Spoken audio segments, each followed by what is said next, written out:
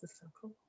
Hello, everyone. My name is Brian Callanan. I'm the founder and executive director of the Cystic Fibrosis Lifestyle Foundation, also an adult living with cystic fibrosis, and have created the organization, the CF Lifestyle Foundation, or CFLF, with the intention to help promote healthy and active lifestyles for the CF community. In living with an empowered mindset and the education and tools necessary to live successfully with CF stronger and longer. And the stronger and longer, or Strolo, is what has conveyed into our newest program, the Strolo University. And this program really was born out of the pandemic and the quarantine period when all of us were at home. And many of us, especially in the CF community, faced with high levels of anxiety and isolation and even depression. And we began programs offering some fun activities, including exercise and painting and music making and cooking and Pilates, and eventually through this semester have built in more educational opportunities for development of career skills for those of the CF community, whether patients or parents moving back into the workspace. If you haven't been for some time, with some of our earlier classes focused on resume building, cover letter writing, interview skills, professional dress, LinkedIn profiles, development, and all of those recordings are on our Facebook page for the CF Lifestyle Foundation, as well as on YouTube. But this program is in addition to our longer history of providing recreation grants to the cystic fibrosis community in helping people overcome financial barriers to exercise-related activities, which again has been modified during COVID to also help people access exercise in their homes through equipment purchase and online exercise platforms. So we have been adapting and growing with you and are so glad for you to join us in this program, and are already working on our fall semester for the Strolo U, when I get to have a more foliage-based background for our campus tour this year.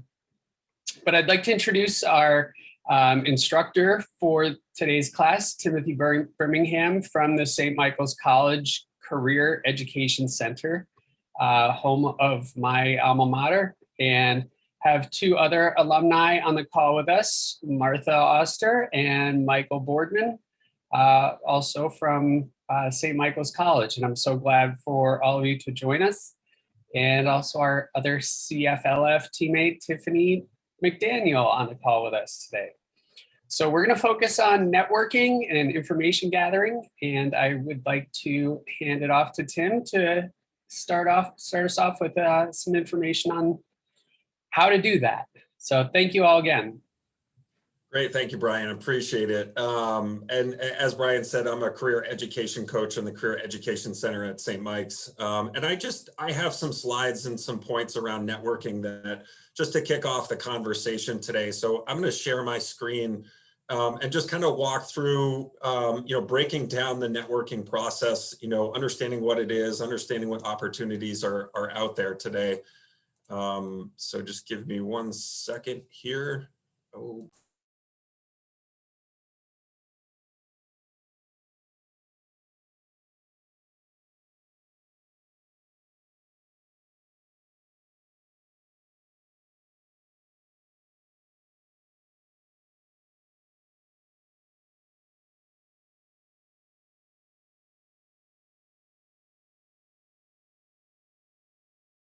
Okay, can you hear me now? Okay, sorry about that. Okay, great. So, when we talk about networking, often we hear the word, and I think it conjures up images, depending on your experiences with it, might conjure up an image of being in a room and talking with people and meeting new people. And there's lots of different aspects to networking and levels of networking. So I think breaking down that word that we're all familiar with, it's really about making connections with people and building relationships. And nowadays there are a lot more platforms to do that. And hopefully we end up going back in the direction of doing this in person. But when you break down this word, whether you are, building your career or looking for a job, or you're a student or a professional at any level, it comes down to making connections with people and building relationships with those people. And with that, any good relationship, it's a process of give and take. And if you are reaching out to people and making connections with them, it's learning about them, understanding who they are, the path that got them to where they are, and then providing value in return, and then maintaining those relationships over time. So I put this out there because I think it's important to break down this word and the process of networking and making connections with people. And it's about communicating with each other, with groups of people or an individual, and asking for and receiving information, but also adding value in return. And there are lots of different possibilities for that. So I think it's just, I've always found it more helpful, even for myself, to break it down and to understand that it is, about relationships and maintaining those relationships. I often refer back to, when I'm talking to people about job searching in particular, to a 2016 study, that resulted in a big number of, 85% of all jobs are filled through some level of referrals and networking. And I think that's still accurate today, and who knows what the actual numbers fluctuate at, but it's a large percentage of positions are generally can be filled, or you're higher level of opportunity to step into something if you're networking or somebody can refer you to a position. So I think it's important to recognize that when I talk to students or alumni, really anybody who's in a job search, we spend a lot of time breaking down strategies in terms of connecting with the right people, connecting with people at target companies, finding people through their various networks to talk with and learn information about. I'm going to talk about a couple of specific avenues to do this, but I like to point this out because it really is an effective tool if you're a student or anybody in a job search, because this process of making connections and networking with people, it allows you to do a couple of things. First, at the top of the list, I mean, you hear this a lot nowadays, the hidden job market. Really what that is, accessing the hidden job market is finding, positioning yourself so that you can be referred to a position that maybe it's not posted yet. Maybe it's an internal position. Maybe the company wasn't hiring, but you've stepped in and you've had an informational interview or a phone screen, and they're anticipating hiring, and you've got your foot in the door before the position actually hits a job board. So if you hear the term hidden job market, that's really what that's talking about. Those positions that might not otherwise see the light of day, or they do, but you've been referred to that position. So accessing that job market comes through networking and through making connections with people and being referred to a position.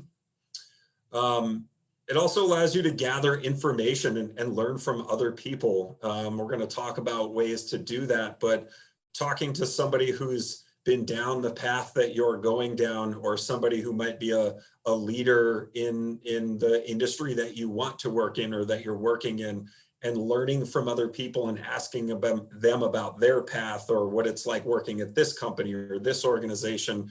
So there's a tremendous opportunity there to gather information and learn from other people. Conveying your own value through relationships. If you're a job searcher or somebody who's either a recent graduate or navigating a job search or a career transition, if you know somebody and you've worked with them and connected with them and they understand who you are and your experiences, you've conveyed your value as a potential employee through that relationship. They understand who you are. You've had conversations with them. You've articulated what it is that you do. Maybe you've talked about your skills and your strengths. Maybe you've asked really good questions. So you've developed that relationship, and they can see the value in you as a potential employee, or somebody that they could refer to somebody else. And networking at any level of your career allows you to expand your professional reach. And really what that is whether or not you're job searching or not, you can learn from other people, and you can make connections with other people, colleagues, people in your industry. Again, even if you're not job searching, you can learn from other people who might be doing what you're doing. So that's just some of the things that networking and making connections with people can allow you to have access to. Opportunities for networking. And I think this has changed a lot, particularly in the last year.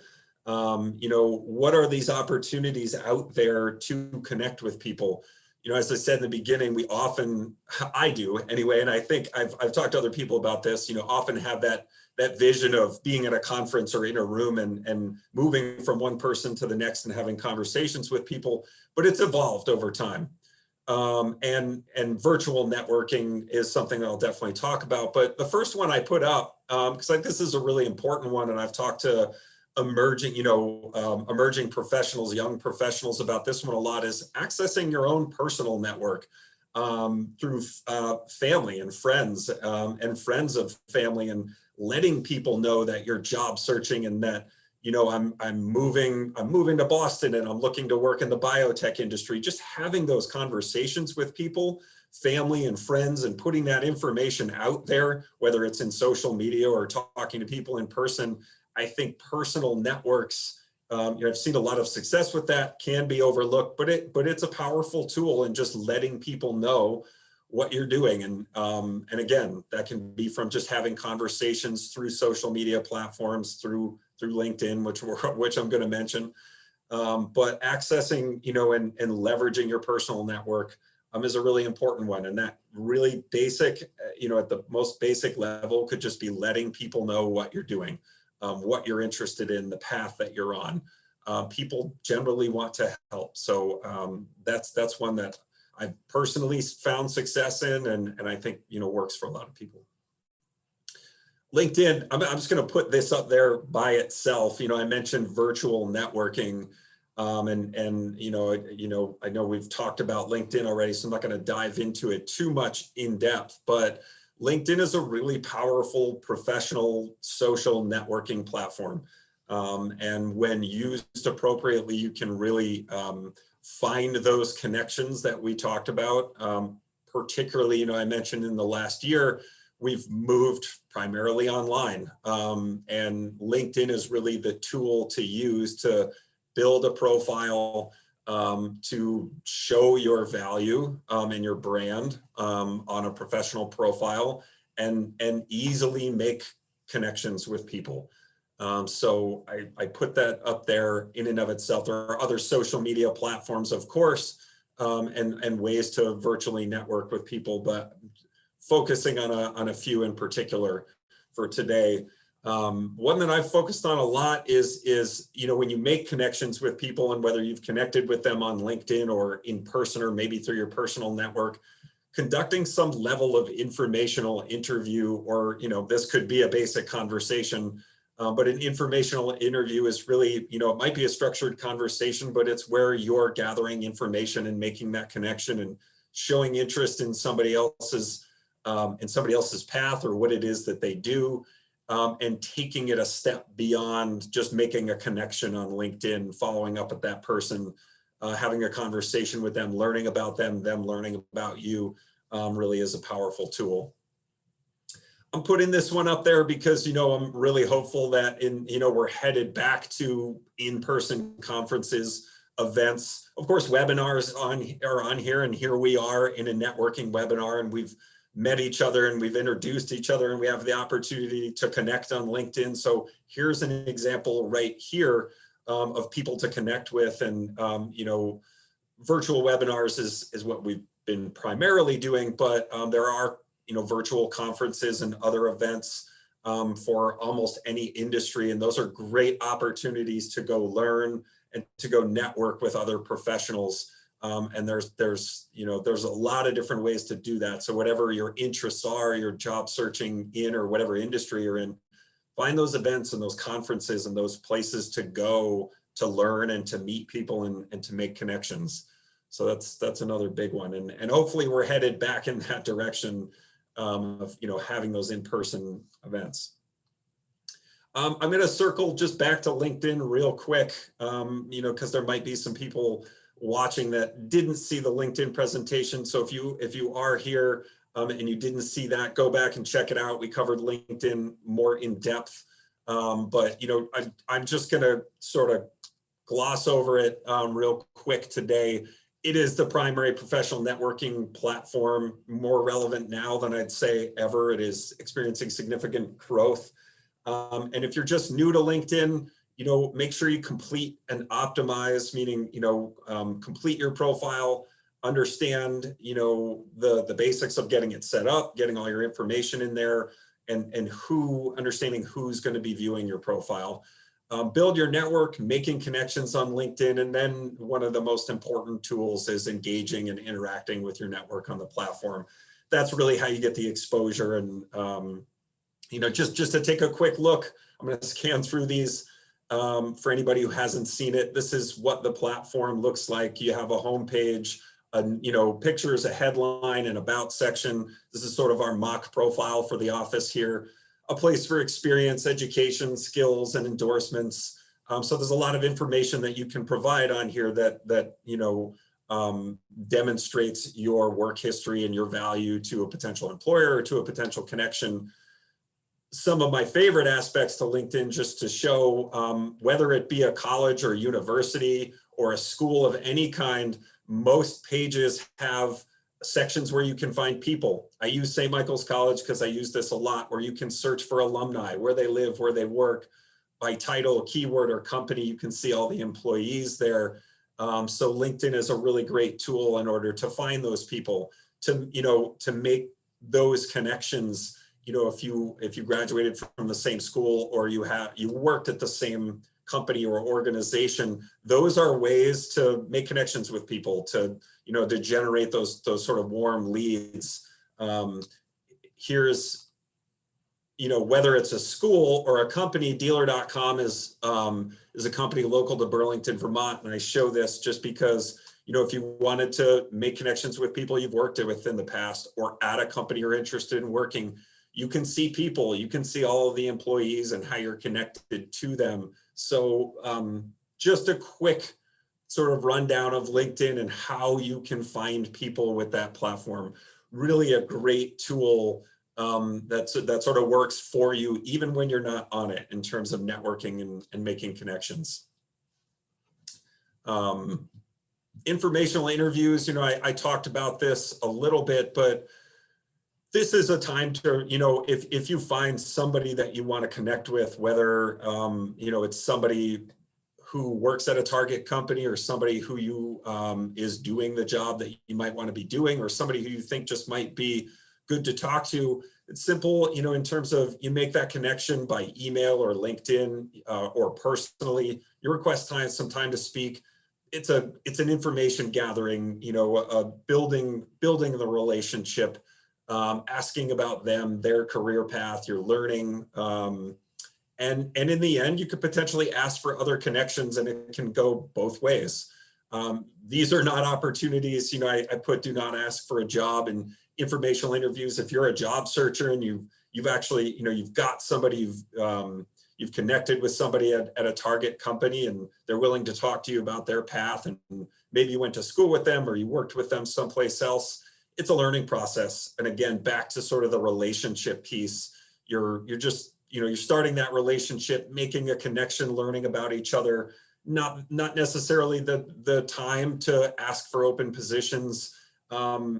That may come. They may say, hey, it was great talking with you. We have opportunities coming up, but that might come with time. So it's a a great way to reach out to people. I have an example in here that I use with students, and I put this in here just because, this is actually, it's a LinkedIn message. It could be an email message, but explaining to somebody the connection that you might have with them, why you're reaching out, and include a call to action at the end, is the structure I usually suggest, just in terms of if you are reaching out to somebody, just being honest and straightforward about why you're reaching out, I think is important. Okay, this is the time maybe we can move into talking about some of the examples you had mentioned, Brian. That was kind of the basics of what I wanted to cover, and what I've seen has really been effective in terms of some of the networking strategies that we've used recently. Absolutely, that is great, Tim. Thank you so much for that overview, and I love kind of the fingers that dove in on different avenues. And I loved how in the beginning you touched on sort of unraveling the word networking. And when you mentioned that, I kind of had this vision of like a fisherman working his net or her net. And really, you put that net out there, and you have to pull it in, and you have to work it, because there's some stuff going to be in your net that isn't really relevant or helpful, and some that really is. And that next image that you showed of all the intersections of relationship, that some of the people in those networks are bigger bubbles than other, and some are more relevant than others. But that it really does take work, and it really does take putting yourself out there. That if you never step in the boat and you never push off the shore, you're never going to cast your net. And another part of the analogy was wondering, can you, or is there a detriment on casting your net too broadly and, reaching too far, or so much so that you're losing track of who you're connecting with, and that you're really not connecting on any level of depth, and you're just kind of, superficially shotgunning everything out there. So I didn't know if you had any comment on that. Yeah, I think, particularly if you're talking about job searching or networking, being strategic and being thorough, I think is really important, particularly if you're reaching out and connecting with people, and making sure you're investing the time to understand who they are, and where they've been, and then using their time, valuing their time. And understanding that, having good questions and being prepared and putting energy into developing that relationship is really important. So I think being really strategic in this case, and understanding, who are those people that are going to be most beneficial for you to speak with, and how can you add value to that relationship, and then spending time and investing time in those. I think less is going to be more. I think being strategic in a job search and making connections with people and committing to those relationships is going to, I think the outcome is going to be better in that case. Yeah. And I think, a lot of it tends to be finding common grounds with people. And I know in one of your earlier sessions, you talked about during this process of job seeking and hunting, and really that in and of itself being a full-time job, the importance of stepping back from that and maintaining self-care and doing things that are stress relieving, that are keeping you happy, that essentially contribute to your being an attractive candidate, whether it's for a job or a relationship or anything. But I recall bringing up the point that even those extracurricular activities are ways of networking, and already can be the common ground that you connect with other people on through the same activity. But Michael and Martha, you guys were perfect examples of how, we discovered this common ground of having gone to the same college. And I don't think either of us met each other directly, but were each introduced through someone else because of them knowing of our common ground or common college.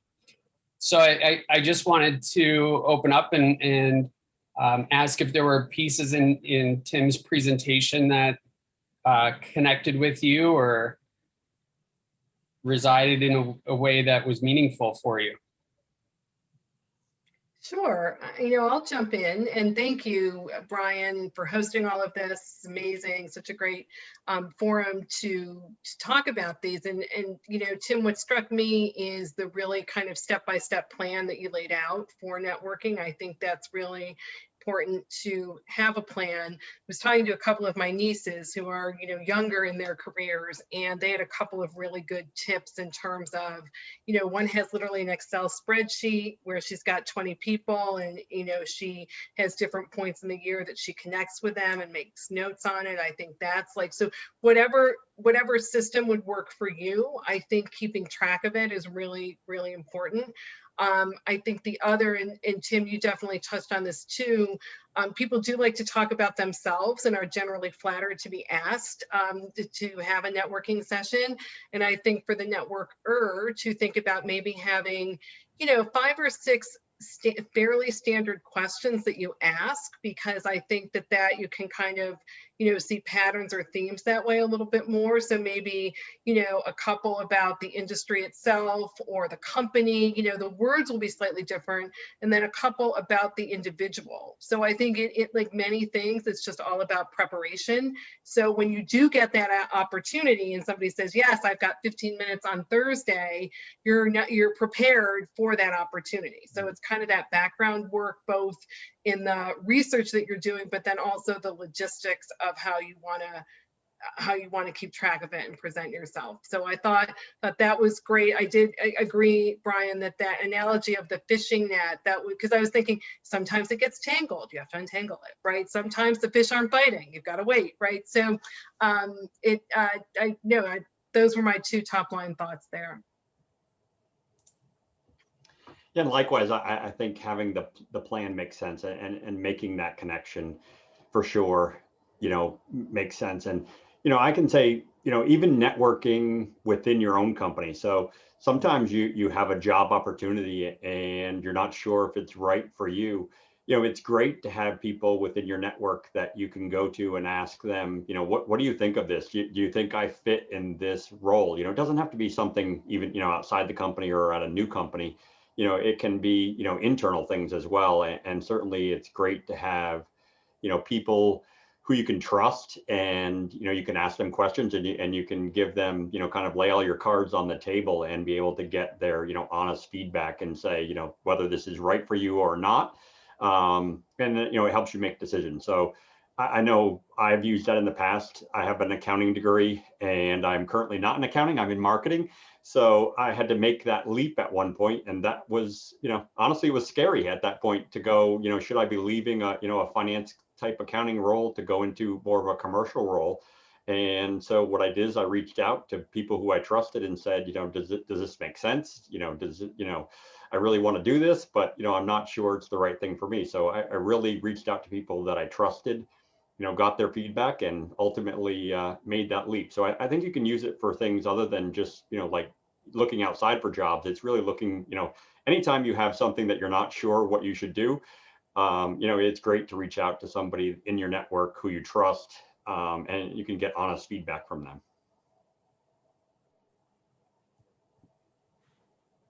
That's such a great point, Mike, that, especially the finding the people you trust and the, being able to put all your cards on the table. And I think, when I was first coming out of college and in the job search right out of college, that one of my struggles was sort of my self-esteem and my confidence of my own intellect and my own skill sets.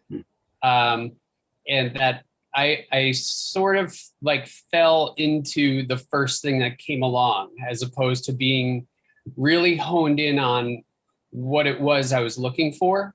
And in that regard, really seeking out those opportunities and those people who worked in that arena. And, I always maintained a strong level of faith that I was going to be where I was supposed to be, and that all those experiences led up to where I am today.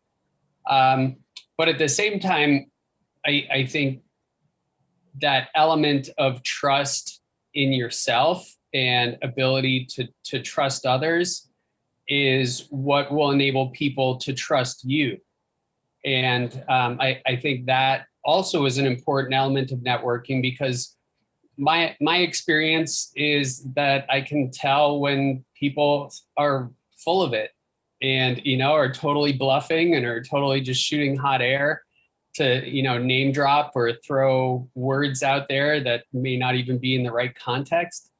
But the sincerity of really being yourself and having that sense of confidence in your own value is really important, and maybe one of the harder pieces to draw in on when networking.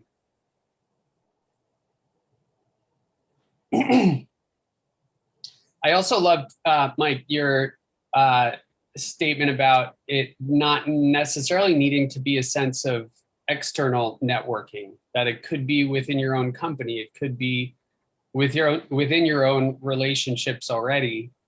And that kind of leads me to one of the questions that I had of, in being well into our careers at this point, networking still plays a role. And it's not just about job seeking and finding new positions or more careers, but also opportunities in general, opportunities that contribute to our current roles and may lead to sharing opportunities with other people, or and I think viewing the role of networking in terms of turning rocks over to see where opportunities may lie. I'm curious though if there's any recent stories within the past 3, 4, 5 years where networking has played a role in your current positions, or achieving your current positions, or even outside your current positions.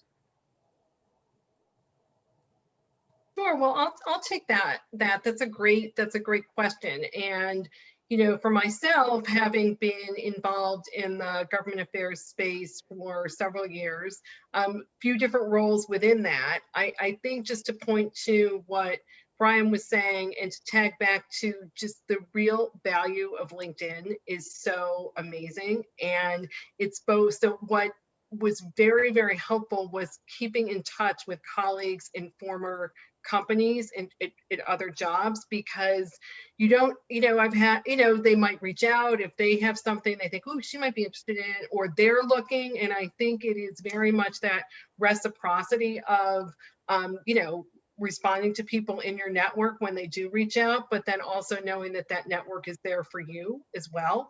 So that gets back to, I know Tim, you had made the point of, sharing content. So that certainly is, you want to be interesting in LinkedIn. So I think that's important as well. So again, that was just, as I've moved through a couple of roles over the last, 5 to 7 years, it's been really, really helpful, both in connecting. And then, the next piece of it was when I was preparing for an interview, I could see a whole network of people who maybe had worked at that company before, or had a similar role before. And you can really do, quite a bit of due diligence in preparing for the interview. So that was very, very helpful. And And then, so it's not only former companies, I think certainly, as Tim mentioned, your high school and college, I think other, and I was thinking about, the cystic fibrosis community is a very strong one. So whether it's patients, caregivers, parents, I think, think about that as your network as well, because they're people who have lived very similar life experiences to all, and that's a great connection as well.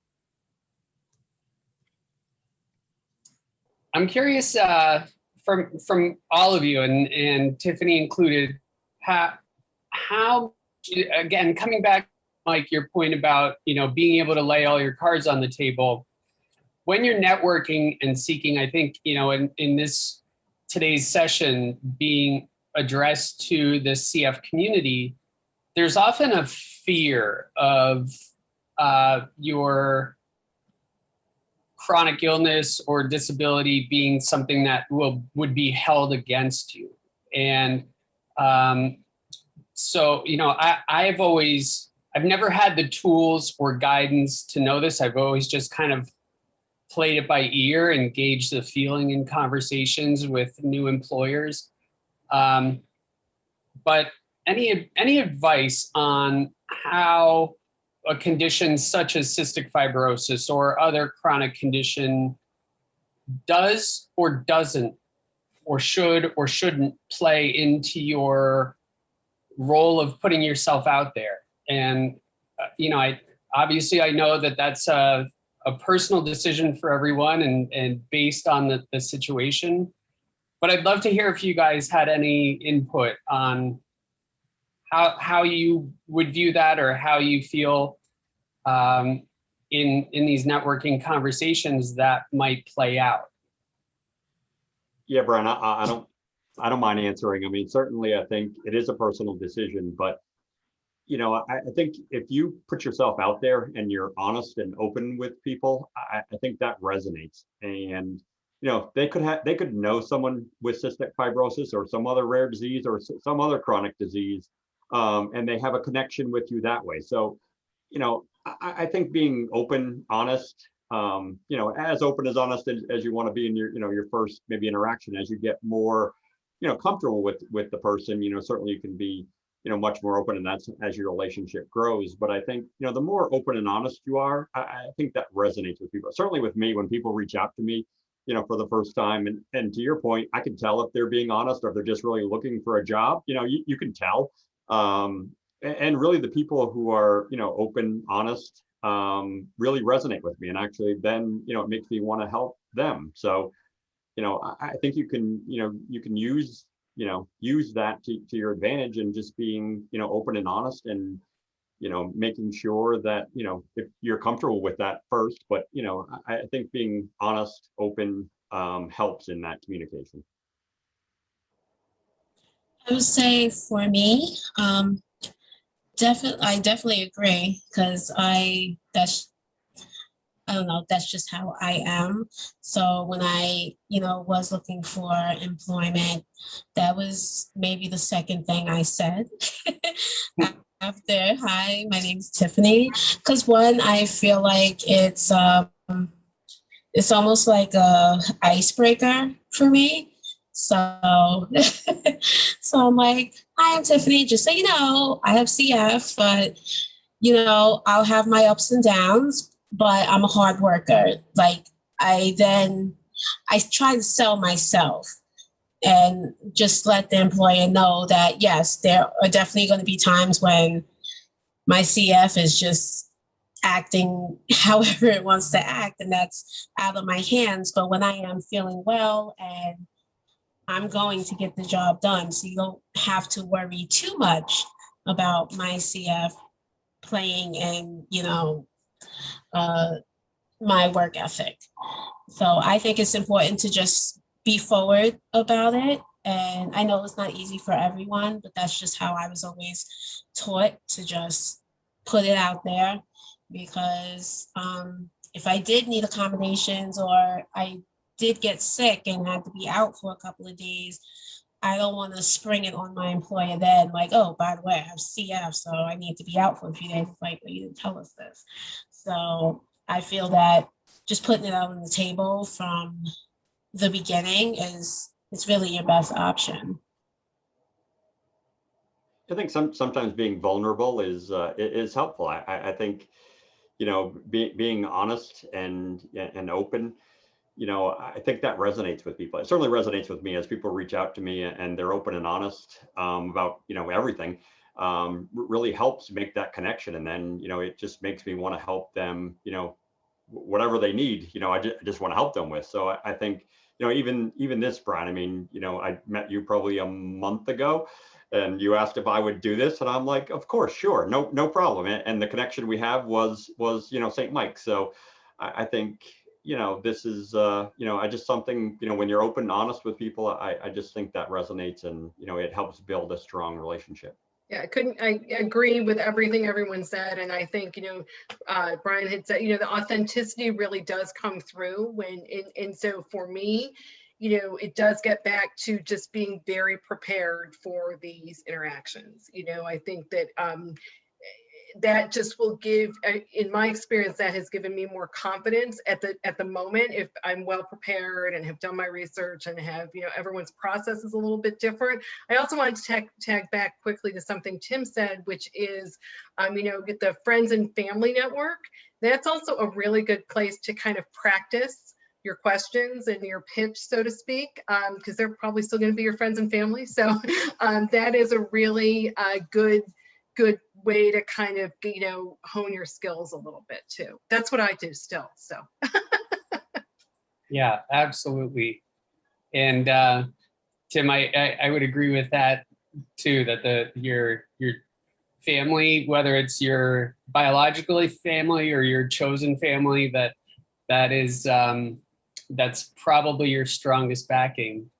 I do know, Tim, also you had to bounce off the call a little bit earlier today, and just wanted to give you a shout out and a thank you again for your help throughout this series. And I'm hoping that at our last class, we can have a little reunion of all the instructors from the Career Education Center that have helped us out with this. But tremendous thank you to you and your team and St. Michael's College for the support of this program. It really has been a great learning experience and a real opportunity for us to engage the CF community and continuing to look forward on a longer horizon.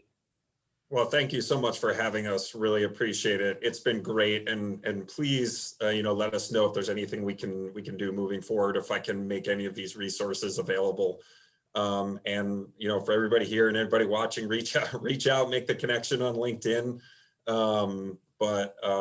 You know, it's been great. Thank you so much. And I apologize. I have to jump off a little bit early here, but you know, where we left it, I think that, you know, that all really important, you know, that being authentic, and the last point, I think, you know, practicing, you know, I think this is also outside of comfort zone. Sometimes I know it is mine a lot of the time, you know, is getting out there and practicing, and can be very helpful. But thank you all again. I really appreciate it.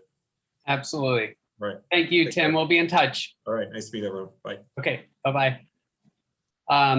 So just kind of in the last 10 minutes here, was curious if there are any words of advice for the members of the CF community, the individuals with CF who now, with some of the newer medications coming out, that are becoming healthy enough to go back to work, or in some cases are even being forced back into the workforce because they're too healthy to maintain disability benefits. Or the family members, again, either their children are growing up and are off to college, or, you know, able to take care of themselves, and are parents able to return to the workforce.